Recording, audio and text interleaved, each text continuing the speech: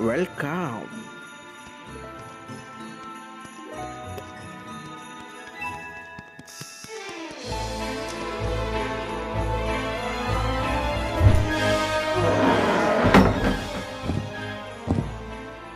வணக்கம் உறவுகளே. இன்னைக்கு நாம பார்க்க போறது 100 வருஷமா உலகத்தையே பைத்தியம் பிடிக்க வச்ச ஒரு மர்மத்தை பத்தி. அதுதான் எல் டொரேடோ.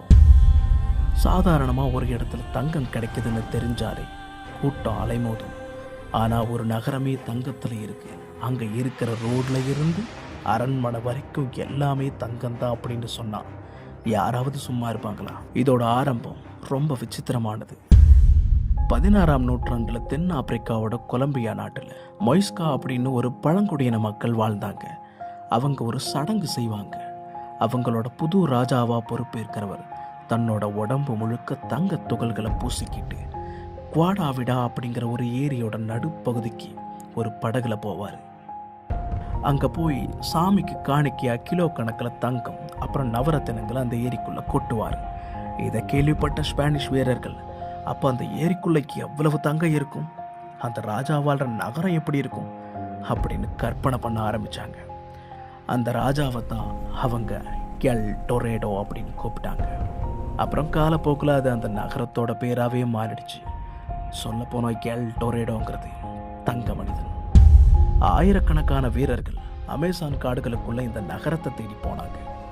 ஆனால் அங்கே அவங்களுக்கு கிடைச்சது தங்கம் இல்லை, கொடிய நோய்களும் விஷப்பாம்புகளும் அடர்ந்த காடுகளும் தான். ஒரு கட்டத்தில் அந்த ஏரியில் தங்கம் இருக்குன்னு தெரிஞ்சு பெரிய வாய்க்கால் வெட்டி ஏரி தண்ணீரையே வெளியேற்றினாங்க. கொஞ்சம் தங்கம் கிடைச்சிது. ஆனால் அவங்க எதிர்பார்த்த அந்த தங்க நகரம் கிடைக்கவே இல்லை.